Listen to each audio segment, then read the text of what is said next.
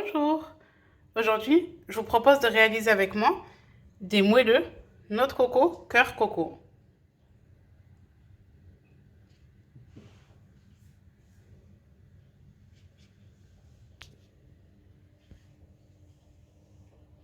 Alors pour cette recette hyper simple, on va faire la base d'un gâteau yaourt mais avec de la cassonade.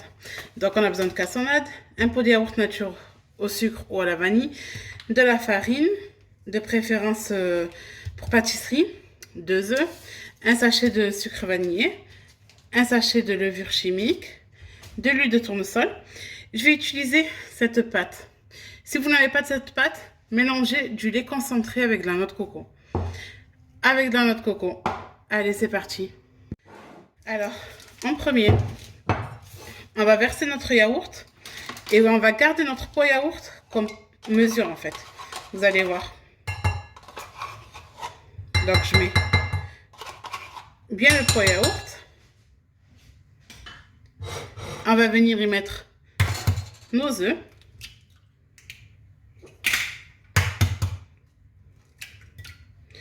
Avec les œufs, on va venir y ajouter un pot entier de cassonade.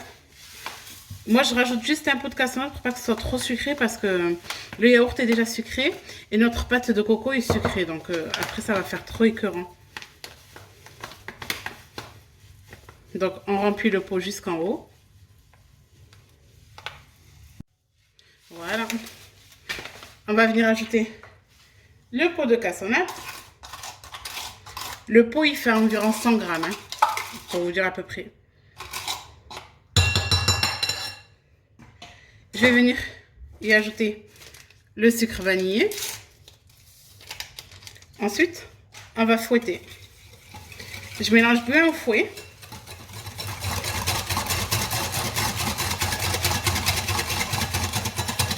Donc, regardez, j'ai bien mélangé au fouet.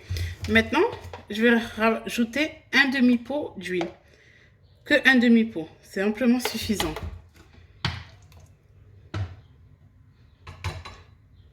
Voilà. On mélange. Et maintenant, on va venir y ajouter 2 pots de farine. Donc, je prends mon pot. Donc, je me mets au-dessus de mon saladier. Comme ça, si ça tombe au moins dans le saladier. Je remplis les pots.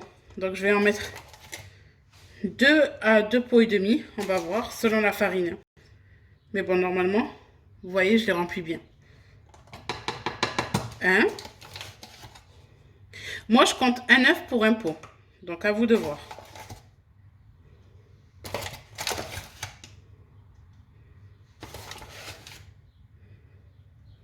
Voilà. Hop. On va y ajouter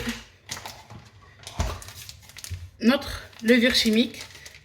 Un sachet entier. Et là, on va mélanger toujours du centre vers l'extérieur. Ce sera plus simple. J'y vais doucement pour ne pas en mettre de partout. On veut faire une pâte quand même épaisse. Pourquoi? Pour que ça évite à notre cœur de notre coco de tomber. Donc là, je mélange bien comme il faut. Vous voyez, notre pâte elle est déjà belle. Faut pas avoir peur de bien la fouetter. Regardez, elle nous forme un ruban. On va venir y ajouter de la noix de coco en poudre. Alors, la noix de coco en poudre, c'est vraiment selon votre goût. Hein. Comme vous pouvez en mettre beaucoup, comme vous pouvez en mettre juste un peu. C'est vraiment comme vous le souhaitez. Donc, moi, j'aime bien faire un rappel quand même de noix de coco dedans. Donc, je vais mélanger et je reviens. Donc, notre pâte à gâteau est prête. Regardez comment elle est belle. Je prends mes moules à muffins. Moi, je vais venir mettre des petites cassettes comme ça en papier que vous trouvez vraiment dans tous les commerces. Celles-ci, je les ai prises à Centracor pour même pas 1 euro. Donc vraiment, vous en trouvez partout à Action, Jiffy. Et je trouve que c'est plus joli à poser nos petits moelleux avec... Donc là, je vais mettre mes papiers de partout. Normalement, cette recette, elle vous donne entre à peu près 8 moelleux, 8 à 10 moelleux selon la taille de vos moules. Donc là, je vais vous montrer. Donc là, j'ai pris ma pâte à noix de coco. J'ai pris une grosse cuillère. je vais venir mettre une grosse cuillère au fond de nos caissettes de pâte.